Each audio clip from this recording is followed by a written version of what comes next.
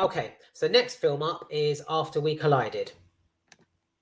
The first element I want to sort of shed light on is the quite good aspect, how the movie itself it opens up this dark, deep underlying feeling of isolation, especially with the lead character, the lead female character, wanting to be needed and adored. I think on the female character's side, it's the whole wanting to be needed by work, her boss, and trying to impress her colleagues at this new big job she's got in the city, um, and also wanting to be adored by her other half, her boyfriend.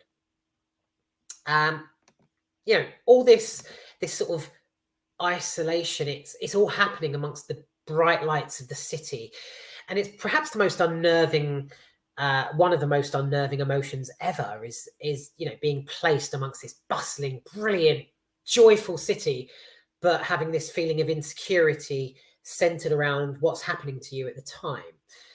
Yeah, After We Collided explores that brilliantly. It also shines light on the gritty, harrowing crap some couples do go through in relationships, and how both of them deal with it. I think the thing I liked most was how it's shown from the male's point of view, as well as the female. So this isn't Bridget Jones, where you've just got, it zooms in on her, oh, what's happening to Bridget? Poor Bridget. Bridget feels like this. Bridget sees that. She meets him. She meets her. It's all happening to Bridget. It's not like that at all. So you get the male aspect, the story, as well as hers. Yeah, that's pretty decent. So I will move on now to what I really do think of this film. So I'll try not to sound like a newsreader. After We Collided is a message to young people everywhere. It's a crucial piece of advice for those new to a romantic relationship, and the message is this: it doesn't matter how aggressive or unstable your boyfriend is. If he's hot and fantastic at sex, stay with him. Does he do drugs? Does he turn over local shops or even rob banks? Frequently get involved in violent brawls, or perhaps enjoys the odd hit and run? Doesn't matter in the slightest, just as long as he knows how to please you and fuck the life out of you in the bedroom. Complete sarcasm. Yes, After We Collided, it's possibly the worst example to set for adolescents everywhere.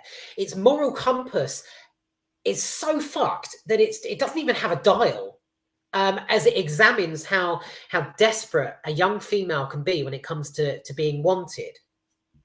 The entire movie is basically soft porn. As it evolves, the sex becomes dirtier and heavier. They're shagging here, there, all over the apartment, outside, inside, under, over, everywhere. After We Collided is a 50 Shades of Grey for youngsters.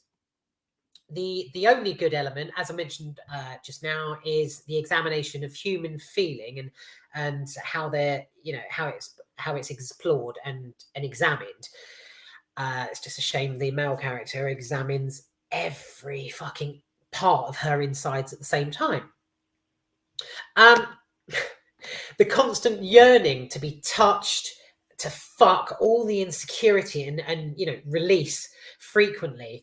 It's constant during this film. It's similar actually to Michael Fassbender's character in Shame, I think, for both of them, for both the male and female. If you remember Shame from 2011, he's just fucking and fucking and fucking and pounding anything he can get his hands on. And yet this isn't even the story. Like, it's the only way I can describe the sickening crap unfolding on screen over the course of 106 minutes. In addition to her apparent sex addiction, the lead female, played by Josephine Langford, up against hero Fiennes Tiffin, she's just completely naive when it comes to being presented with a potential love interest. one of the characters who is introduced halfway through is decent. He's dapper, and she's just oblivious to his advances as she continues to bugger off and gush over this fucking complete waste of time character who treats her like shit. But again, I suppose he's got a decent penis. I don't know. I don't know. I didn't care, to be honest, by the end. Now, right, yeah. So the rest is just bullet points. Otherwise, I will just bang on here. So it's clear to see where Hardin, the male lead character, got his vulgar traits when his mother Trish turns up, played by Louise Lombard. She meets his girlfriend, and one of her first comments to her, I think, was as she's sizing her up, is how she's concerned, or she wondered that the young woman might have had her bean pierced. I just fucking disgusted. I mean, even I sat there with my mouth opened, and I've watched a shitload of adult films, or 9-minute clips, depending on what website it is. Seriously, though, for a mother to come out with that was just repulsive, unnecessary, and above all, it just wasn't funny. She sort of stands there and she's like, "Oh, I was concerned you might have had your bean pierced." Complete just silence. Yeah, there wasn't much reaction from the audience during this scene, I did notice, either. Just a very quick facepalm moment from my seat. Shouting, screaming expletives, and throwing things across rooms seem to be the director's key to success here. Every other scene is him screaming at her whilst turning over a table and a few chairs, or her screaming back at him whilst ripping something out of a wall. I think 50 Shades of Grey again, but Christian and Anastasia are having an argument whilst on crack. It's the only way I can describe it. It's irritatingly loud and bolshy, and brought me nowhere closer to liking either of the characters. Doubly irritating is the fact that they're both so young.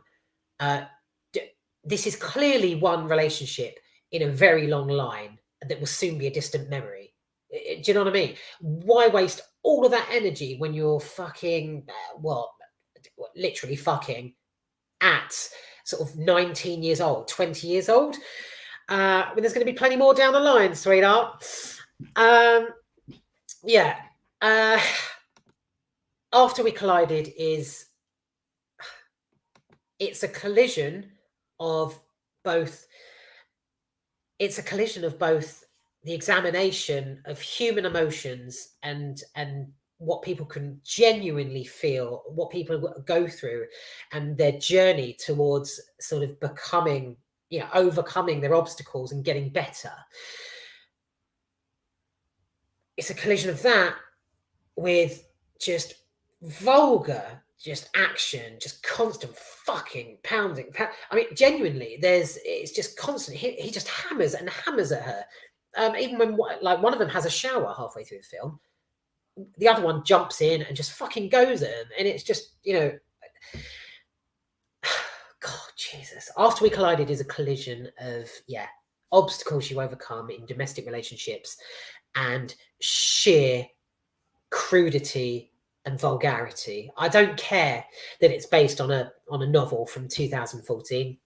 You do not subject audiences to such sexually frustrated behavior for the fun of it for 106 minutes, because in the end, especially if it's carrying the messages I mentioned, because in the end people are just going to sort of shrug and think, oh great, that's that was complete shite, but I could possibly relate to it.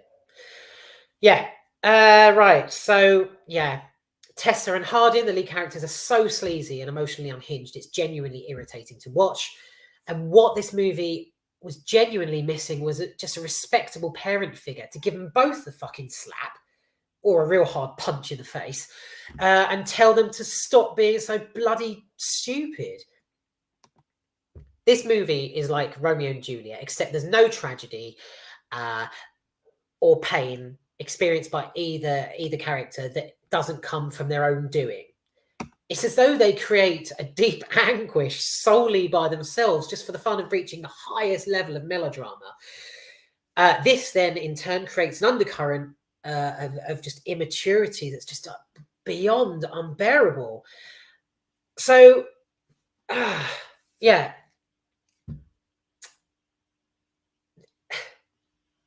For fuck's sake, just avoid this film at all costs. For the younger generation, it's a horrific, completely inaccurate message for girls who are new to a relationship, and a perfect how not to be for guys. It's a sleazy waste of screen time made up of unlikable characters and insufferable dialogue and action.